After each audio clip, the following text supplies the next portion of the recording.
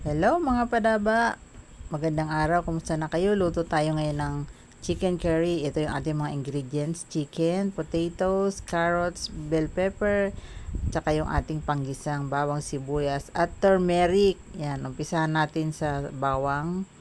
Gisa na natin. Ayan, oh. Bango bawang pa lang, 'di ba? Oh, lagyan natin ng konting asin para malasa kagad yung ating gisa, para masarap yung ating chicken curry. Yan, pisa-pisain natin sa mantika yung ating bawang para malasang malasa. Okay, lagyan na natin yung sibuyas. Yan, maraming sibuyas, maraming bawang para masarap ang ating chicken curry. O, tabi muna natin yung bawang at sibuyas. Lagyan natin yung turmeric. Yan, fresh ang ginamit ko para masarap. Masarap ang fresh eh. Parang may malinamnam na lasa. Lagyan natin ng paminta. Yan, bango-bango lalo. Nagsama-sama yung pampasarap ng mga rekado. Lagyan na natin yung chicken. Yan. Chicken thigh. Ang masarap kasi masarap sa chicken curry yung may buto-buto. Yan o, diba? Malaman at saka may buto. Masarap ang lasa. Binabad ko yan sa toyo at saka sa paminta para may lasa yung laman ng chicken.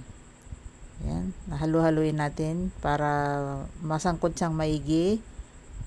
Balik rin natin para yung pagkahilaw ng manok mawala na doon sa ricado.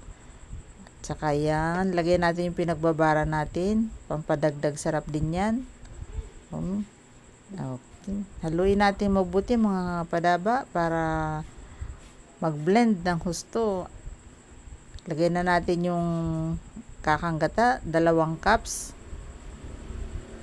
Pangalawang piga, hindi pala kakanggata. Pangalawang piga pala yun mga padaba. Ayan. Pinalambot natin yan ng 30 minutes. After 30 minutes, lagay na natin yung carrots.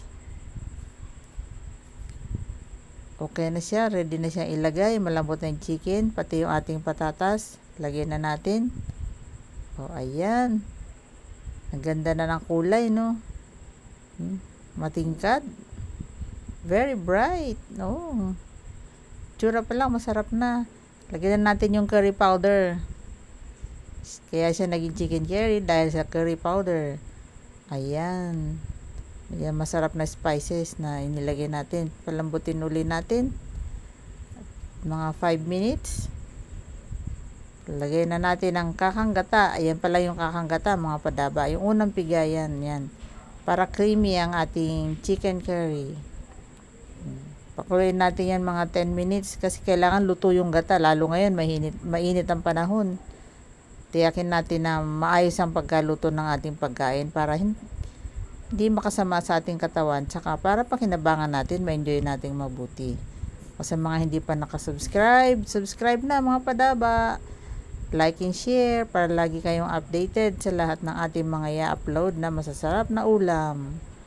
Ayan o, halu-haluin nating maigi para pantay ang lasa. Yung gulay, masarap, at yung ating chicken, masarap. Yung ating sauce ng chicken curry ay masarap.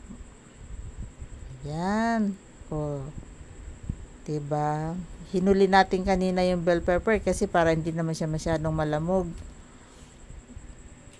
Kaya ngayon, siya natin panghuling ilalagay. Para saktong luto lang. Masarap pag kinain. Luto pero may crunch. Ganda-ganda ng kulay natin. Diba? Talagang mapapakain ka eh. Ang kanin ihanda na.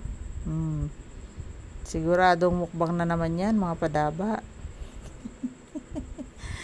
Nagmukbang. Diba? Ang sarap-sarap na nung sabaw niya. Sabaw pa lang ulam na.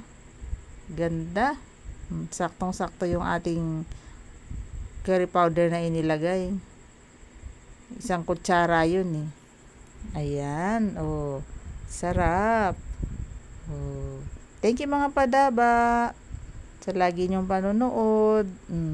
Hello mga padaba, ito na yung niluto natin na chicken curry. Titikman na natin. Sigurado ako masarap ito eh. Yun. Ito ang ating recipe na namana natin sa ating mama eh. Oh, di ba? Pamana ni mama to eh. Kuha tayo ng chicken. Ayan. May kanin at sauce. Oh, di ba? Ang sarap niyan. Lagyan natin ng bell pepper. Harvest ito dyan sa likod bahay eh. Unang subo para sa inyo mga padaba.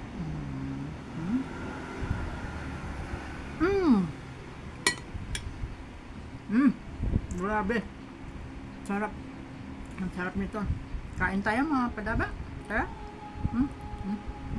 Ang sarap-sarap.